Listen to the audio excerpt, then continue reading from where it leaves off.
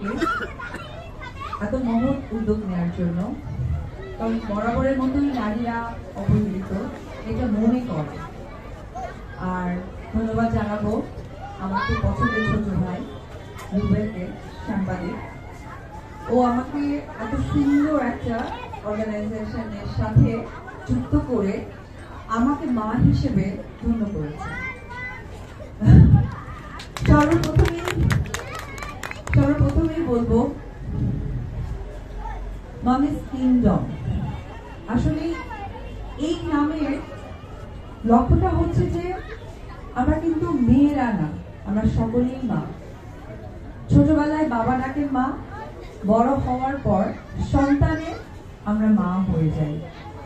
তো সত্যি বলতে গেলে একটি মেয়ে কতটুকু স্ট্রাগলিং হয়ে তার জীবনে মা হয়, এটা যারা মা হয়েছেন সেই উপলব্ধিটা ঠিক তাদের মাঝেই আসবে।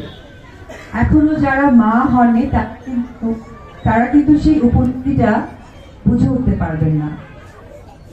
এই অনুভূতিটা এমন একটা অনুভূতি, এটা আসলে প্রকাশ করার মতো নয়, এটা একটা অনুভূতি, শুধু একটা রিয়েলাইজ করা। যেমন আমি প্রথম মা হয়েছি, আমি বিশ্বাস করতে পারছিলাম না যে আমার সন্তান, আমার ছেলে সন্তান, যে কিনা আমার সন্তান, আমার শরীরের একটি অংশ।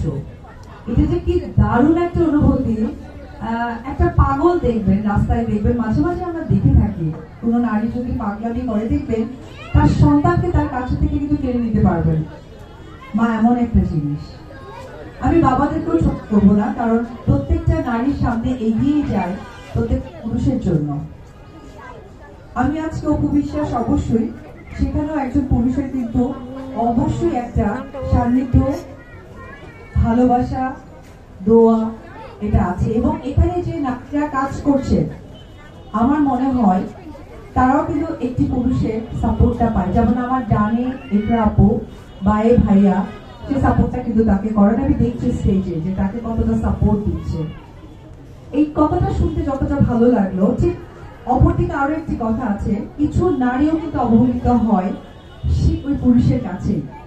তখন তাদের কি করণীয় থেকে, যেটা আপু জানতে চাচ্ছিলেন, যে আপুর কাছে, মায়ের কাছে একটা কিছু জানতে চাই। আমি খালি সর্বোপরি কথা দীর্ঘায়িত করবো না, কারণ মা এই শব্দের সত্যি কোনো বিশ্লেষণ হয় না। আমরা অভিনয় করি, যখন সিনে কখনো মা বলতে হয়, এই ডায়লগ ডেলিভারিটা দেওয়ার আসলে ভাষা খুঁজে পায় না, ইমোশন খুঁজে পায় না। তো মা এমন একটি শব্দ, খুব ছোট্ট একটা শব্দ, বাট এমন একটি শব্দ, বিশাল।